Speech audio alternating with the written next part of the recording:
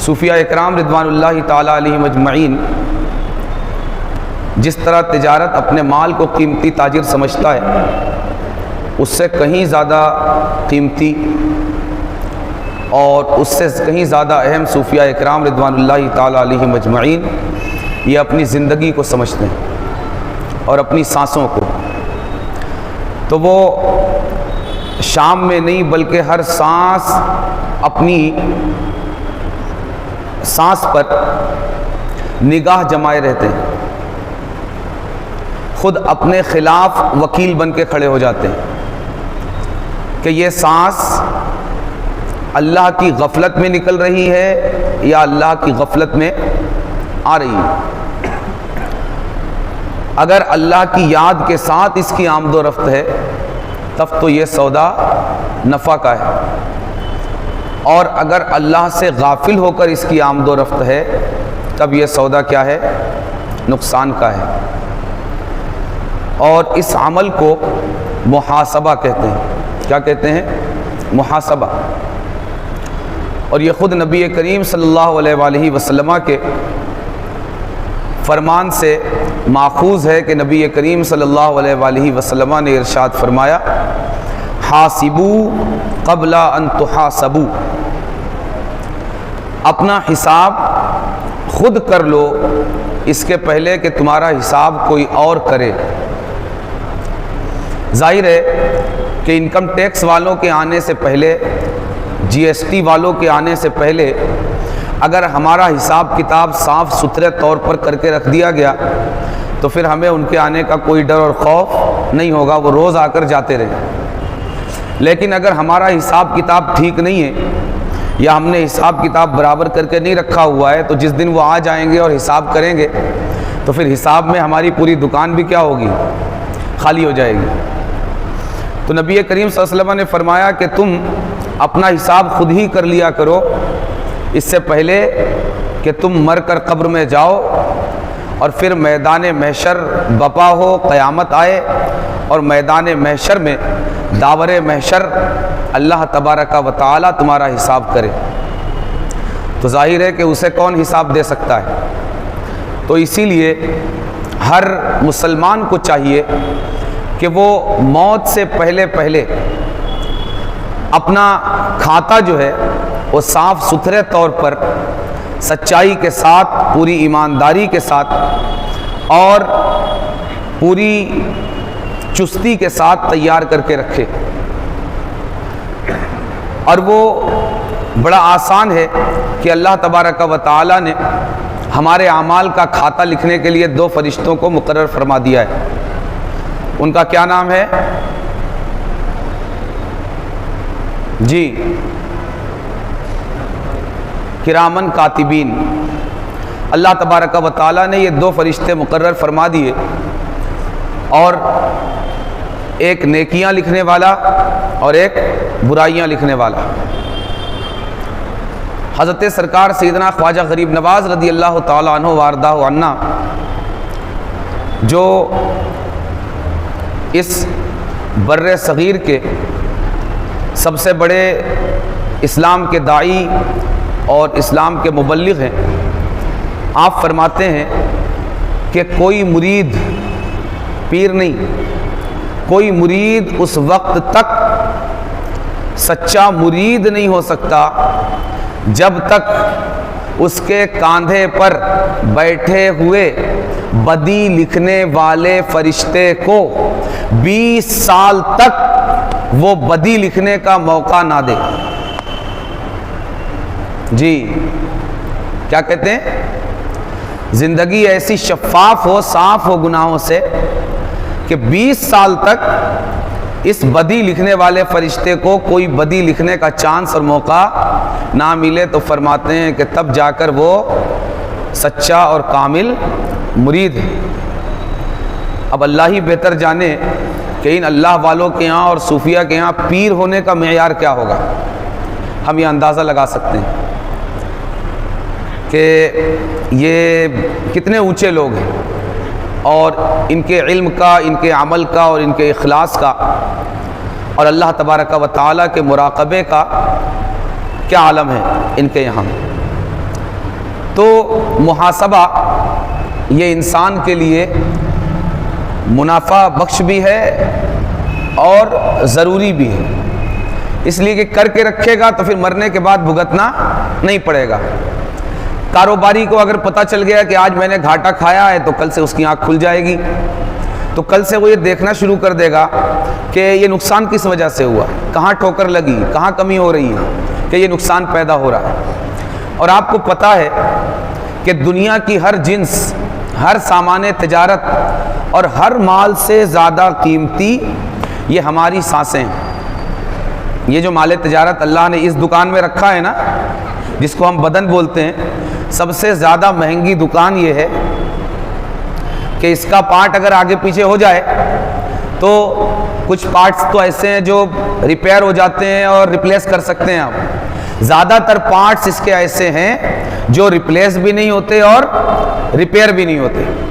اور ایک وقت ایسا آتا ہے کہ جب کسی بھی پارٹ کی ریپیئرنگ اور ریپلیس کرنے سے بھی اس دکان میں سدھار پیدا نہیں ہوتا۔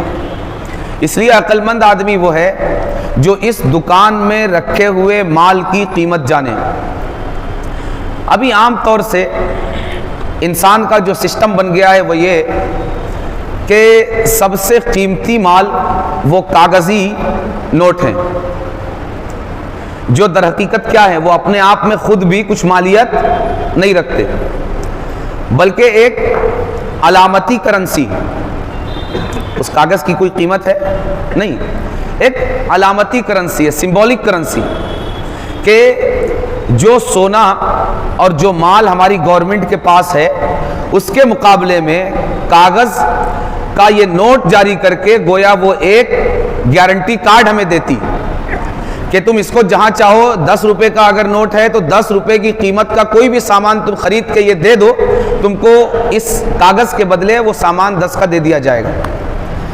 یہ مال نہیں، در حقیقت گارنٹی کارڈ ہے، لیکن ہمارے نزدیک کم نصیبی سے سب سے زیادہ قیمتی جو شے ہے وہ یہی گارنٹی کارڈ ہے، اور ہم اس گارنٹی کارڈ کی قیمت پر اللہ تبارک و تعالیٰ کا دیا ہوا یہ سب سے قیمتی مال بڑی بے دردی کے ساتھ فروخت کرتے ہوئے نظر آتے ہیں۔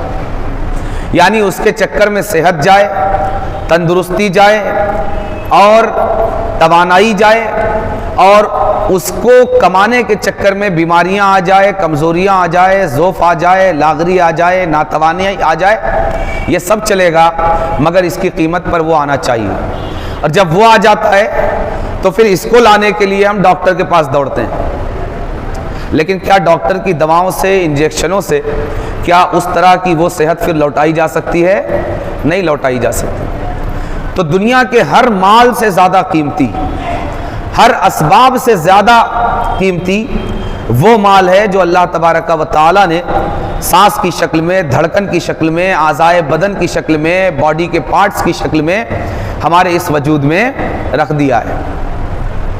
تو ظاہر ہے کہ ایک دکاندار کہ جس کی دکان میں اتنا قیمتی مال نہیں رکھا ہوا ہے، اس کے باوجود وہ روزانہ اپنے نفع اور نقصان کا حساب کر رہا ہے۔ تو جس دکان میں دنیا کا سب سے قیمتی مال رکھا ہوا ہے، اس دکاندار کو کس قدر زیادہ اپنے مال کے حوالے سے حساس اور بیدار ہونا چاہیے۔ اسی لیے صوفیاء اکرام رضوان اللہ تعالی علیہ مجمعین نے اس مال کی قیمت کو سمجھا اور اس مال کی قیمت کا احساس پیدا کیا، اور انہوں نے کسی اور دکان کے حساب کتاب سے نجات حاصل کر کے یہ دکان بھلی اور ہم بھلے، اور اپنی اس دکان کے کھاتے پر ہمیشہ نگاہ گاڑ کر رکھی کہ کہیں کوئی گھاٹے والا سودا نہ ہو جائے۔ کیوں؟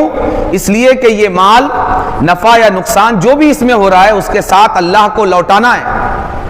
یہ ہمارا اپنا نہیں ہے، بلکہ یہ اللہ نے کچھ دن برتنے کے لیے دیا، برتنے کے بعد جس حیثیت سے بھی آپ نے اس کو برتا، نفع کے ساتھ برتا تو بھی، نقصان کے ساتھ برتا تو بھی، خیر کے ساتھ اور نیکیوں کے ساتھ برتا تو بھی، بدی کے ساتھ اور برائیوں کے ساتھ برتا تو بھی، اللہ تبارک و تعالیٰ کو نیکیوں یا برائیوں کے ساتھ اسے لوٹانا ہے۔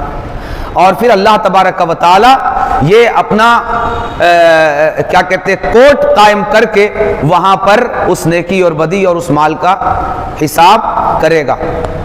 نبی کریم صلی اللہ علیہ وآلہ وسلم نے ارشاد فرمایا کہ بندہ جیسے ہی میدان محشر میں کھڑا کیا جائے گا، اللہ تبارک و تعالیٰ اس سے 5 سوال کرے گا، اور سب سے پہلا جو سوال ان 5 سوالوں میں سے ہوگا وہ یہ ہوگا کہ بندے، تو نے اپنی زندگی کی سانسیں، زندگی کے اوقات جو میں نے تجھے دیے وہ تو نے کہاں صرف کیے؟ حساب شروع ہو گیا مال کا۔ اس لیے صوفیاء اکرام رضوان اللہ تعالیٰ علیہم اجمعین اس اصل حساب پر توجہ رکھ کر اور نظر رکھ کر، اس سے پہلے کہ اللہ کی بارگاہ میں کالا چٹا کھلے، وہ خود اپنی سانسوں اور اپنی زندگیوں اور اس بدن میں رکھے ہوئے قیمتی مال کا حساب کر لیا کرتے ہیں۔ اسی لیے جب وہ دنیا سے جانے لگتے ہیں تو ان کا حال کیا ہوتا ہے؟ پھر ان کے یہاں ہاہاکار نہیں مچی ہوتی، وہ بے چین نہیں ہوتے، وہ پریشان نہیں ہوتے۔ کیوں؟ اس لیے کہ ان کا بہی کھاتا پہلے سے یہ تیار ہے، ان کا بہی کھاتا پہلے سے یہ تیار ہے، اور ان کا کھاتا اس طرح تیار ہے کہ جب فرشتے ان سے حساب کتاب کی کاپی لینے کے لیے پہلی مرتبہ قبر میں ملاقات کرتے ہیں تو بجائے اس کے کہ اپنے کھاتے کا حساب یہ خود دیں، نبی کریم صلی اللہ علیہ وآلہ وسلم گنبد خضرا سے تشریف لا کر قبر کو اپنے انوار سے جگمگا دیتے ہیں، اور وہ فرماتے ہیں کہ تو اس سے کیا پوچھتا یہ کون ہے، مجھ سے پوچھ کہ یہ میرا کون ہے۔ تو پھر اللہ تبارک و تعالی خود ان کی طرف سے جواب ارشاد فرماتا ہے کہ یہ میرا بندہ ہے۔ نبی کہتے ہیں یہ میرا امتی ہے، میرا عاشق ہے، اور اس شان سے وہ دنیا سے جاتے ہیں کہ چمر گاید تبسم بر لب اوست۔ غالباً علامہ اقبال نے کہا کہ نشان مرد مومن باتو گویم، نشان مرد مومن باتو گویم چمر گاید تبسم بر لب اوست، کہ آؤ میں تمہیں ایمان والے کی علامت بتاؤں، کہ ایمان والے کی علامت یہ ہے ایک مسلمان اور ایک مومن کی کہ جب وہ مرنے لگے تو اس کے چہرے پر تبسم بکھرا ہوا ہو۔ کیوں؟ اس لیے کہ جس کے لیے جی رہا تھا، جس کے لیے مرنا چاہتا تھا، آج وہ وقت آ گیا کہ وہ مر کر اپنے اس محبوب کے قدموں میں پہنچ جائے۔ اسی لیے جب سرکار سیدنا بلال حبشی رضی اللہ تعالی عنہ ہمارے ماں باپ اور ہماری زندگی ان کے قدموں پر قربان، ان کے عشق پر قربان، ان کے عشق کی ایک ایک اداؤں پر قربان، جب وہ دنیا سے جانے لگے تو ان کی اہلیہ نے غم اور افسوس کا اظہار کیا، لیکن جانے والا جانتا تھا کہ وہ کہاں جا رہا ہے۔ آپ نے ارشاد فرمایا غدن نلقى الاحبہ، غدن نلقى الاحبہ محمدا وحزبہ، کہ میں کہیں پرائے گھر میں پرائے لوگوں میں نہیں جا رہا، بلکہ میں مر کر اپنے محبوبوں کے پاس جا رہا ہوں، یعنی سرکار دو عالم کے پاس اور آپ کی پارٹی کے پاس، آپ کے شیدائیوں کے پاس۔ تو جب اپنا حساب کتاب صاف کر کے، جب دیکھیں ہمیں تو اپنے روز و شب کی خبر نہیں ہے، ہمیں نہیں پتا کہ اگر ہم سے پوچھا جائے کل ہم نے کیا کیا کیا تو ہم کو نہیں پتا۔ پتا ہے کہ کل اگر ہم سے کل کے صبح سے شام تک کا اگر کوئی حساب مانگے، ہم کو پتا ہے، ہمیں نہیں پتا، مگر اللہ والوں کو کل کا نہیں، اپنی ہر سانس کا پتا ہے کہ کون سی سانس آئی تو اس کے ساتھ ذکر الہی ہوا، اور کون سی سانس گئی اس کے ساتھ ذکر الہی نہیں ہوا۔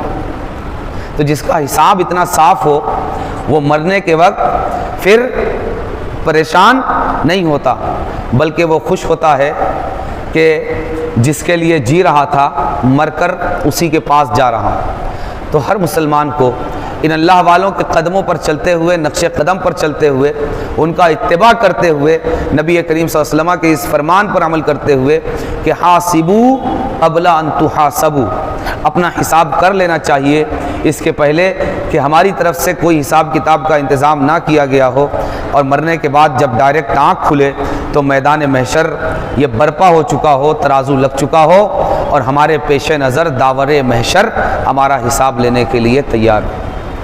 اسی چیز کو حضرت شیخ مصلح الدین سعدی شیرازی اپنی اس زندہ کتاب میں ارشاد فرماتے ہیں یک شب تأمل ایام گزشتہ می کردم وبر عمر تلف کردہ تعصف می خوردم و سنگ لاخے دل را بالما سے آب دیدہ می سفتم و این بیتہا مناسب حال خود می گفتم.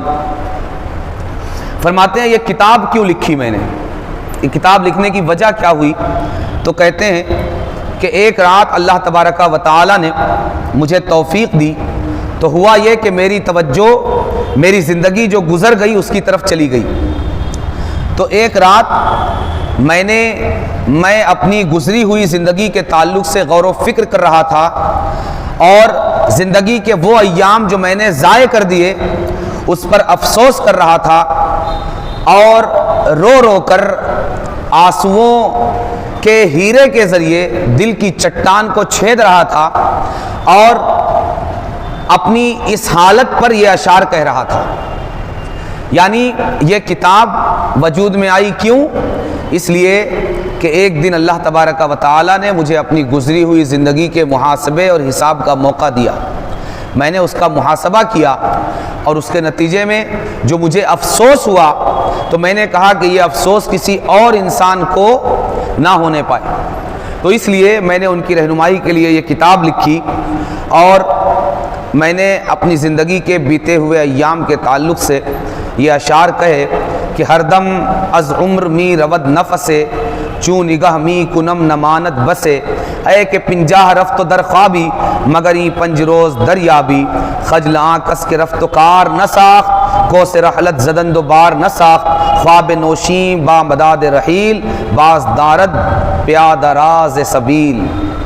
فرماتے ہیں اپنے آپ کو خطاب کرتے ہوئے کہ اے سعدی ہر دم از عمر می رود نفسے، ہر آن ہر لحظہ ہر ساعت تیری زندگی کا ایک سانس چلا جا رہا ہے، ہر لحظہ ایک سانس تیری زندگی کا کم ہوتا جا رہا ہے. اور اب تو ہی دیکھ لے چون نگاہ می کنم نہ مانت بسے، اور اب تو ہی دیکھ لے کہ زیادہ تر حصہ اس کا چلا گیا اور اب جو بچا ہے وہ تھوڑا ہی ہے. اچھا یہ معنی کہ جو گزر گئی زندگی وہ زیادہ تھی اور جو بچی ہے وہ کم ہے، یہ صرف بوڑھوں کے لیے نہیں ہے کہ جن کی داڑیاں سفید ہو گئی کہ ہم خوش ہوں کہ ہماری تو ابھی کالی ہے، یا ہم تو ابھی 10 سال کے ہیں کہ 20 سال کے کہ 30 40 50 60 سال کے. نہیں، آپ جس عمر میں بھی ہو آپ کو اس کا یقین رکھنا چاہیے کہ جو گزر گئی وہ زیادہ ہے اور جو بچی ہے وہ کم ہے. اس کی وجہ کیا ہے؟ وجہ یہ ہے کہ جو گزر گئی وہ یقینی ہے کہ گزارا ہے، برتا ہے، لیکن جو آنے والی ہے اس کا کوئی یقین نہیں ہے کہ وہ 1 لمحے کی ہوگی کہ 1 گھنٹے کی. اس لیے ہر ایک کے لیے یہی سوچنا ضروری ہے کہ جو گزار چکا وہ زیادہ ہے. اگر 10 سال بھی گزاری ہے تو وہ زیادہ ہے، 20 سال بھی گزاری ہے تو وہ زیادہ ہے، 30 سال 40 سال بھی گزاری ہے تو وہ زیادہ ہے، اور جو بچی ہوئی ہے وہ تھوڑی. فرماتے ہیں ہر دم از عمر می رود نفسے، ہر آن زندگی کا ایک سانس جاتا جا رہا ہے. چو نگاہ می کنم نمانت بسے، جب اب تو ہی اپنی زندگی کو دیکھ لے کہ جو بچا ہوا ہے وہ کیا ہے؟ تھوڑا ہے. اے کہ پنجاہ رفت در خوابی مگر یہ 5 روز دریابی. اے سادی 50 سال تو تو نے خواب خرگوش میں گزار دی سوتے ہوئے، تو 50 سال کا ہو گیا مگر تیری آنکھ نہیں کھلی. مان لے کہ اب تیری زندگی کا 5 سال بچا ہے تو کم سے کم اسی کی قدر جان لے، اور اس 5 سال جو بچے ہوئے ہیں اس کو آنکھ کھول کر خواب غفلت سے بیدار ہو کر گزار لے کہ خج لاکس کے رفت و کار نہ ساخ کو سے رحلت زدن دو بار نہ ساخ. فرماتے ہیں اس لیے کہ وہ انسان جو رفت و کار نہ ساخ دنیا سے گیا اور اپنے لیے کچھ نہ کر سکا تو شرمندگی ہے اس کے لیے. کیا کہتے ہیں؟ وہ انسان، اس انسان کے لیے شرمندگی ہے، اس کو حیا آنی چاہیے کہ وہ دنیا سے چلا جائے اور اپنے لیے اس نے کچھ نہیں کیا. اپنے لیے کرنے کا کیا مطلب ہے؟ انسان جو کچھ دنیا میں کر کے برت لے رہا ہے نا وہ اس کے لیے نہیں ہے. وہ کس کے لیے ہے؟ اپنے لیے نہیں ہے۔ اپنے لیے ہوتا تو یہاں ختم نہیں ہوتا، اس لیے کہ یہ یہاں ختم نہیں ہو رہا ہے، انسان یہاں ختم ہو رہا ہے۔ جب انسان یہاں ختم نہیں ہو رہا ہے تو یہ جو کچھ اپنے لیے کر رہا ہے وہ کیسے یہاں ختم ہوگا؟ بلکہ انسان جتنا بڑی مدت رکھتا ہے اپنے آپ میں، اس کو برتنے کے لیے بھی وہ چیز اتنی ہی طویل اور دراز چاہیے۔ لیکن ہم دیکھتے ہیں کہ جو کچھ یہ کہہ رہا ہے کہ میں اپنے لیے کر رہا ہوں، یہ اپنے لیے نہیں کر رہا ہے، پیٹ کے لیے کر رہا ہے۔ پیٹ حقیقت میں انسان نہیں ہے، یہ تو مٹی میں جا کے، ٹھیک ہے؟ اپنے لیے وہ ہے جو جنت میں کام آئے۔ یہ ہمارا کھانا پینا جنت میں تھوڑی کام آئے گا، ٹھیک ہے؟ یعنی ہمارے کام کا وہ ہے جو جنت کی کرنسی میں ایکسچینج ہو جائے، ٹھیک ہے؟ اس پر پھر کبھی تفصیل سے بات کریں گے انشاءاللہ۔ کہتے ہیں خج ناقص کہ رفت و کار نہ ساخت، شرمندگی ہے اس انسان کے لیے جو دنیا سے چلا گیا اور اپنے لیے کچھ نہیں کر سکا۔ کو سے رحلت زدند و بار نہ ساخت، کوچ کا نقارہ تو بچ گیا لیکن ابھی تک اس نے سامان سواری پر نہیں لادا۔ پرانے زمانوں میں جب قافلوں کے ذریعے سفر کیا جاتا تھا تو کوچ سے پہلے نقارہ بجایا جاتا تھا کہ اب قافلہ نکلنے والا ہے۔ ابھی بھی جب ہماری ٹرین چھوٹتی ہے تو وہ